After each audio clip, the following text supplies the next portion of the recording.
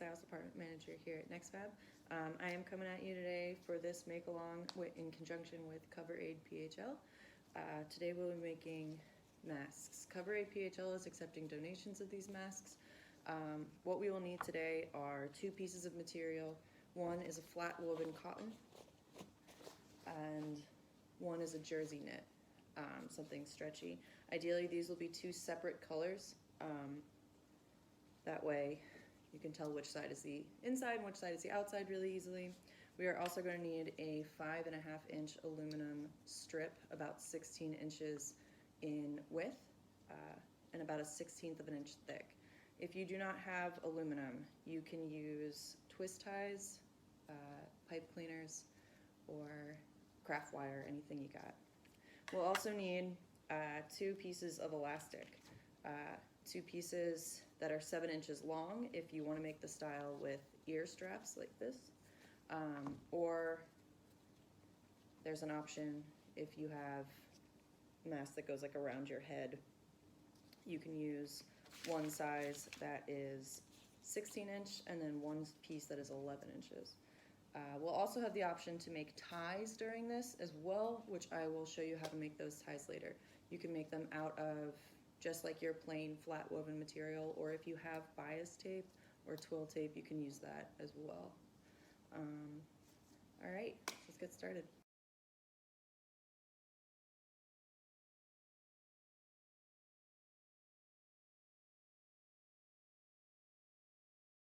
Okay, so before you get started, you're gonna pre-shrink your material by washing it on hot and drying it on high. This way it doesn't shrink during the sterilization process. Once these are donated, they then get sterilized before going into use. You're going to find your pattern on CoverAid PHL's website, which is CoverAidPHL.org.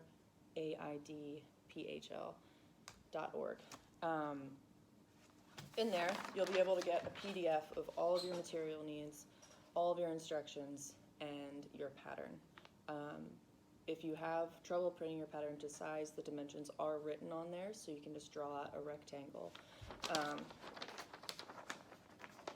and mark all of like your pleats and notches where you need to. The pattern looks like this. You have a 1/2 inch seam allowance going all the way around. You have your grain direction. Now, if you're not familiar with your grain direction, if you look at your material,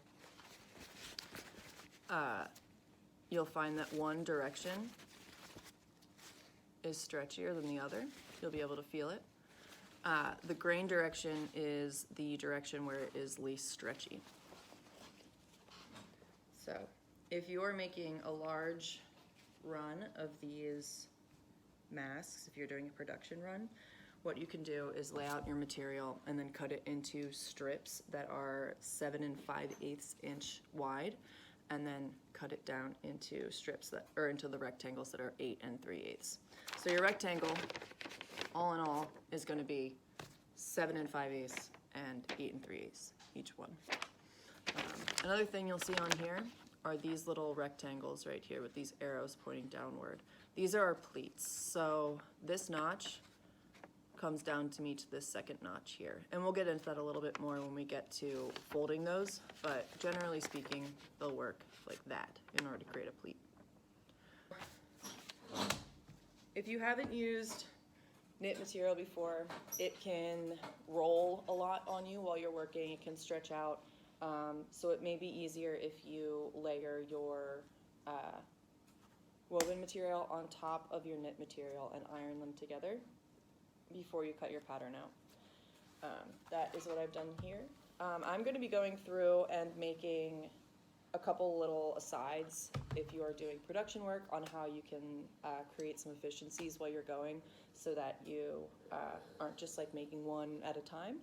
So I'll be making 2 while we're going through this and showing some variations between those. We are going to place our pattern onto our material and trace around it. You can use whatever will write on your material, be that chalk or a pen or a Sharpie. I'm just weighing my pattern down with these irons on here. You can just hold it or weigh it down however you deem fit. And I'm just gonna trace around it. Okay, so I've gone ahead and traced and cut out my pattern. So I've placed my right sides of my material together. So it's like basically inside out right now. And then I'm gonna hop over to my sewing machine and do my first stitch. Okay, so I'm set up with my sewing machine. I have my jersey material on the bottom, as you will see, and I am sewing my first seam. So my seam allowance here is 1/2 inch. So what that means is the distance between the edge of my material and where my seam is landing is going to be 1/2 inch. So if you don't have any markings on your needle plate that indicate where your seam allowance will be, you can measure from your needle out 1/2 inch and then mark it with like a pencil or a Sharpie or a piece of tape or whatever you have. All right, so what I'm doing, this stitch goes along the top and bottom of our mask, which are our longest ends. So here we go. If you are sewing more than one mask at a time, you can, when you get to the bottom of your first seam, you can just butt your next mask right up against it and continue that line. We'll snip all the masks apart at the end.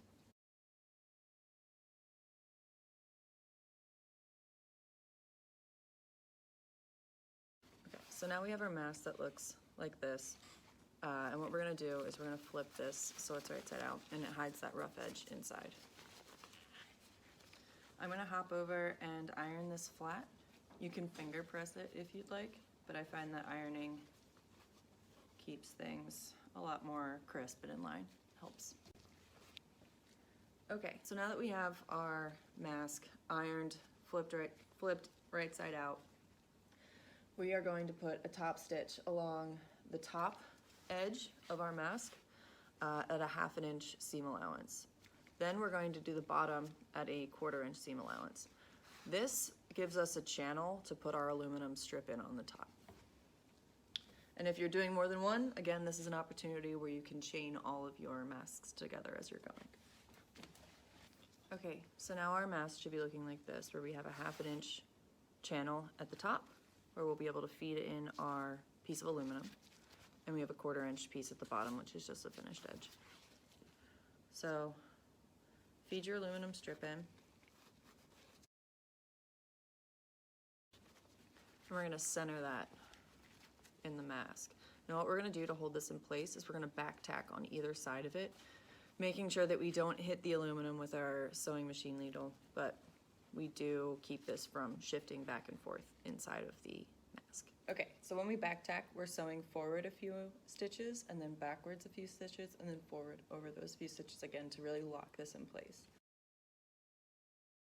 Okay, so we're folding in our pleats. We're gonna reference our pattern again, and you see these 1 inch rectangles on these sides here. They're a 1/4 inch apart and they're centered on our pattern. So what I'm gonna do in order to mark these on my mask is I'm gonna fold in my seam allowance on both sides.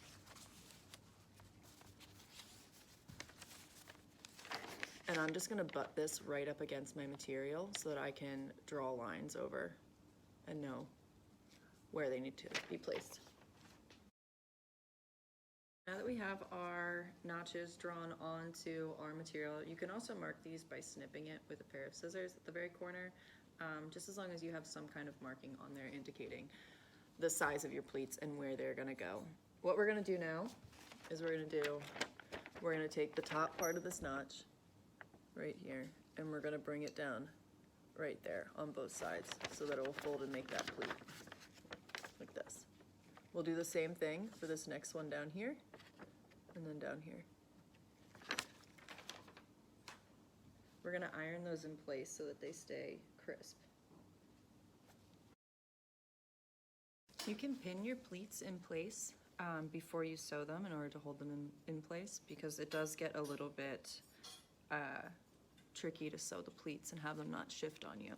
So the next step is we're going to edge stitch down these open edges in order to hold all of our pleats in place.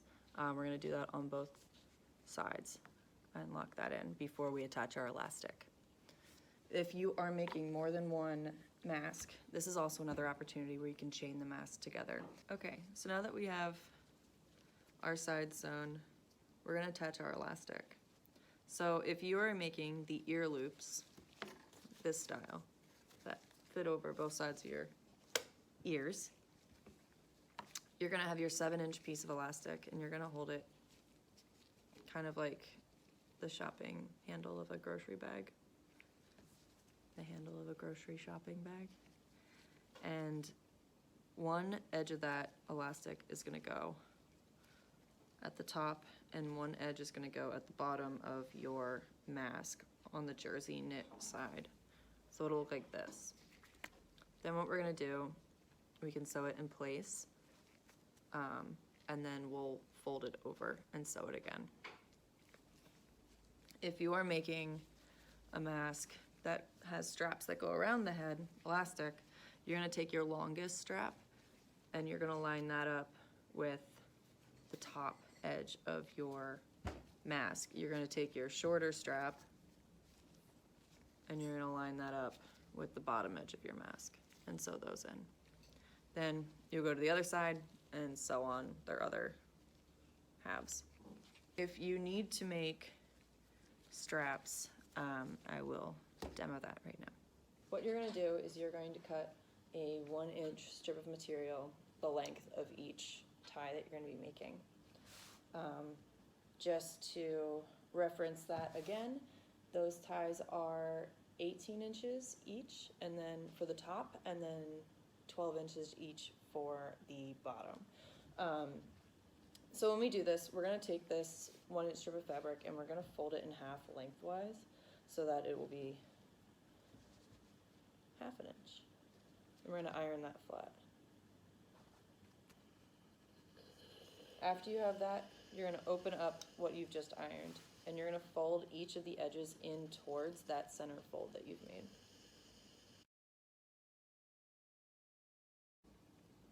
You're gonna fold in half once again along that original fold, and it will have all of your raw edges will be tucked inside.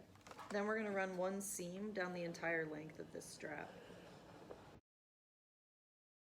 When sewing in my elastic, I'm gonna back tack over it a few times just to make sure it's like really locked in place.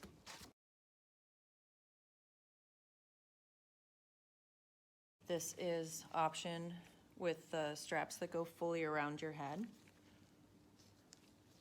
You can see that I've just back tacked these in the corner. What I'm gonna do now is I'm going to fold this over and I'm gonna iron that in place.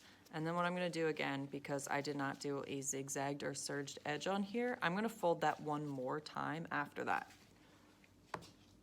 I have zigzagged my edge and edge finished like I did here. All I have to do now is fold this under once and put a top stitch right across this seam. I'm gonna iron all these though. And then this one is the same thing as with the other elastic. I did not seal this with a zigzag edge or a serged edge, so I'm just gonna do a double rolled hem on this and iron it all in place and do a top stitch. Okay, so now that we have our elastic sewn in and we've ironed down our hems on both the top and bottom, we can pin this and then sew a top stitch right down along the ends, back tacking over where the elastic goes for a little extra security. If you have trouble getting your machine to go through this many layers of material, remember you can always use your flywheel on the side to manually sew through those thick layers. If you do have a machine that requires you to manually sew it, I do recommend doing that zigzag stitch down the edge to seal off those layers, and then only doing one single fold as opposed to like a double rolled hem. Here we are. Now, you have 3 options, one with the ties, one with ear loops, and one with the full headband. So, whatever works. Please see the CoverAid PHL website for directions on how to donate, as well as a donation form if you would like to get involved, or you can make these for your own personal use. These are washable, though not sterilized. They will be sterilized upon donating. Thank you so much all for following along. I hope you found this helpful. Again, you can find all of the pattern and directions and material needs on CoverAid PHL's website. And stay safe. We miss you guys here at the studio. Can't wait to be back and see everybody.